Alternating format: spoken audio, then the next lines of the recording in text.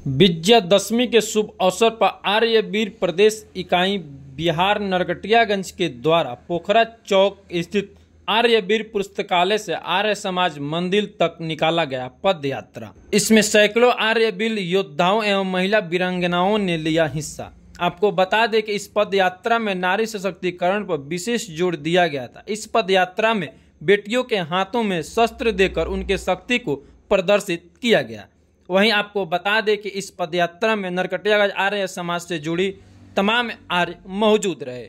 तो उसी तरह से आप यहाँ से जाएं तो संकल्प लेकर के बेटियां जाएं और आप सभी हमारे भाई बच्चे जाएं। और अगले बार यहाँ इतनी संख्या हमारी होनी चाहिए, हजारों की भीड़ होनी चाहिए, जिससे लोग और सही में शस्त्र की पूजा करें और अपने देश को, समाज को। और आज जो बच्चियों की स्थिति आप देख सकते हैं, लव जिहाद के नाम पर आपने देखा कि ममिता देवनाथ और उसकी क्या की स्थिति हो गई। आज बेटियों को कोई सम्मिलित खाली नाम के लिए भ्रूण हत्या, दहेज प्रथा, नाना प्रकार के आडंबर समाज में व्याप्त है। बेटियों को आगे लाना कोई नहीं चाहता है, सिर्फ उनको भुलाया जाता है। महर्षि दयानंद जी ने लिखा कि अगर घर की स्त्रियां, बेटियां अगर वो हो जाए सुलक्षणा तो आधी समस्या का समाधान हो जाएगा। इसीलिए बहुत सारी व्यवस्था हम लोग में भी इसका हुआ कि ठीक नहीं है।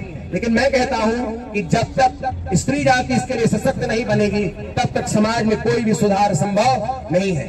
पुरुष का काम सिर्फ बाहर तक ही सीमित हो जाता है। इसीलिए ये प्रदर्शन नहीं है, ये आज आपको इस बात के लिए उत्प्रेरित किया जा रहा है कि जब भी आवश्यकता पड़े तो आप ऐसे ही देश के लिए, समाज के लिए उद्यत हो।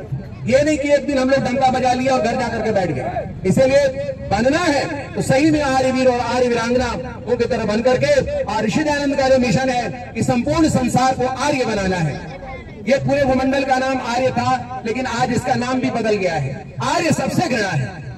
स्वामी जी लिखते हैं कि तुम लोग तो आचार भ्रष्ट पहले से हो गए, नाम भ्रष्ट कब से हो गए। सब बेटियां हमारी बात सुन रही हैं। अभी तो आपको तलवार ऐसे दिया गया है, लेकिन याद रख लीजिएगा, अगर आपके हाथ में तलवार या शक्ति नहीं रही तो रोज ये उल्टा सीधा होते रहेगा।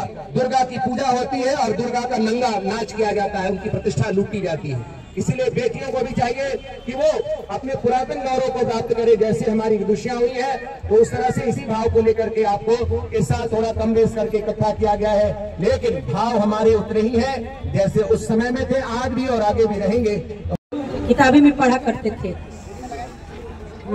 लेकिन आज यह देखकर प्रतीत हो रहा है कि आज वह दिन दूर नहीं कि महिलाएं पुरुषों के साथ कदम में कदम मिलाकर चलने का अपना काम करेंगी, अपने अधिकार के लिए हर संभव प्रयास करेंगी, अपने सम्मान के लिए प्रयास करेंगी।